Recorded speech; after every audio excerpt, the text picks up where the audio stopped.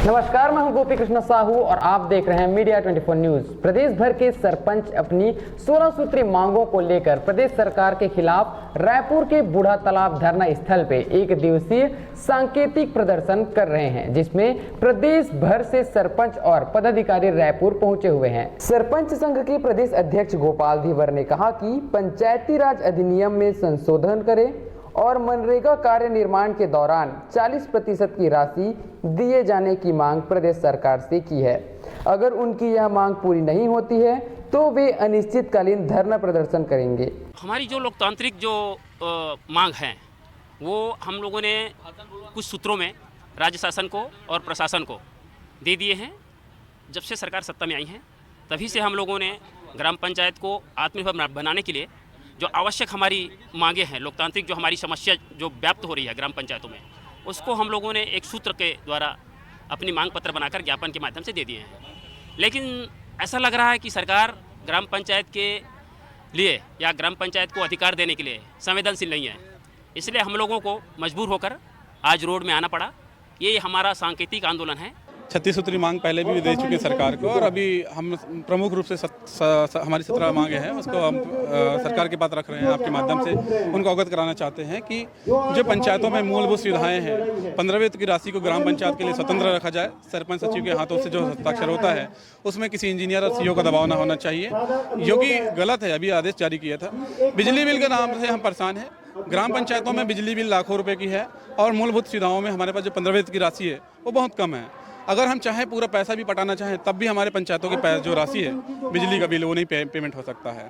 धारा 21 जिसके माध्यम से अभी आप देख रहे हैं कि प्रदेश भर में समूचे सरपंच साथी जो है अविश्वास का शिकार होते जा रहे हैं। तो अगर हम अविश्वास का शिकार हो रहे हैं तो इनका निराकरण सरकार को करना चाहिए। जब भी सरपंच अभी वर्तमान में ग्राम पंचायतों में कोई काम नहीं चल रहा है, जिसके वजह से जो पंच है और अन्य जो विरोधी पार्टी है वो जो है सरपंचों को एक शिकार बनाने की कोशिश कर रहे हैं। दूसरा, फर्जी तरीके से पत्रकार जो है घूम रहे हैं और पत्रकारों के माध्यम से सरपंचों को परेशान किया जा रहा है। हमारे बहुत सारे सरपंच जो है इसका शिकार हो चुके हैं और आपके माध्यम से मैं माननीय मुख्यमंत्री जी से निवेदन करूंगा कि सरपंच संघ के साथ बैठ करके उनको समय दें।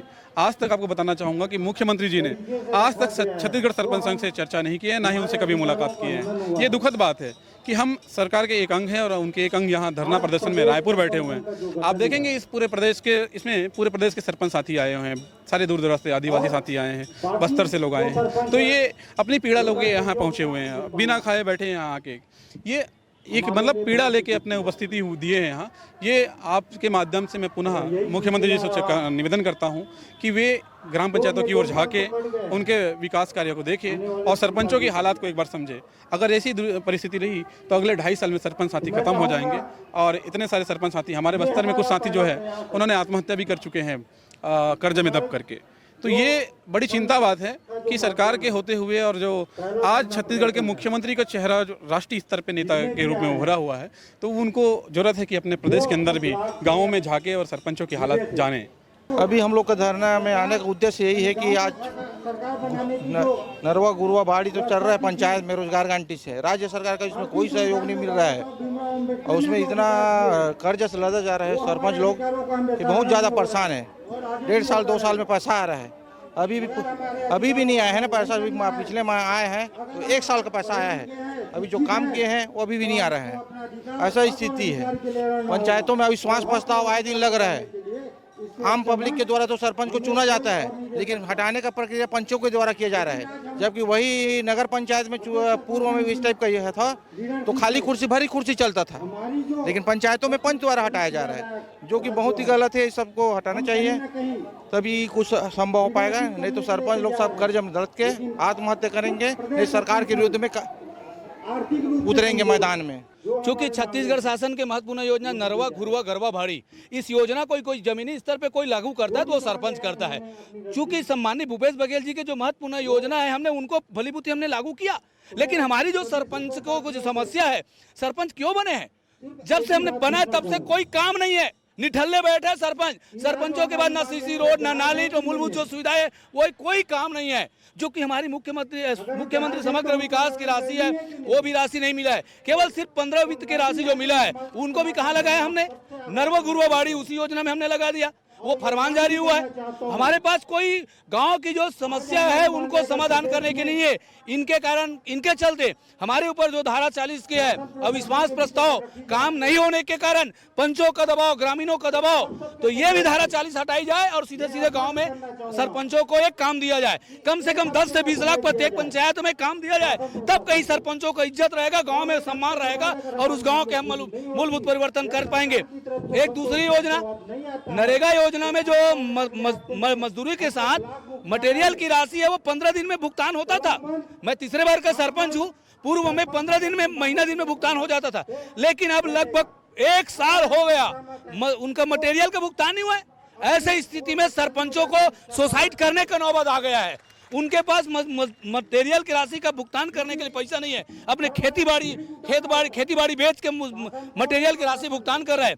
और वो जो पिछला कार्यकाल के सरपंचों का जो बिजली बिल का भुगतान का राशि था, जो 5 लाख, 10 लाख, 20 लाख, 25 लाख तक बकाया है, उनको उस राशि को जमा करने के लिए अभी के सरपंच को बोला जा रहा है।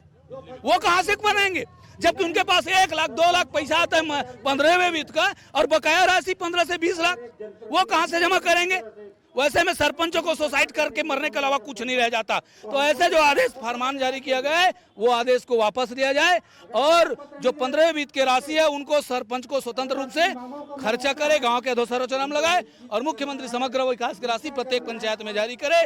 और जो हमारे मुख्यमंत्री ने जो मानदेय राशि जो 2000 की है, बल्कि हमारा निवेदन है कि सरपंचों को मानदेय राशि कम से कम 10,000 करे, तब कहीं वो सरपंच गांव की आने जाने की जो समस्या है, सरपंचों की जो रोज के डेली की खर्चा आने जाने गाड़ी मोटर की, वो सारी चीज कर पाए। यही हमारा सरपंचों के बहुत कुल मिला के 16 सूत्री मांग है, लेकिन महत्वपूर्ण जो मांग मैंने आपके सामने रखा है।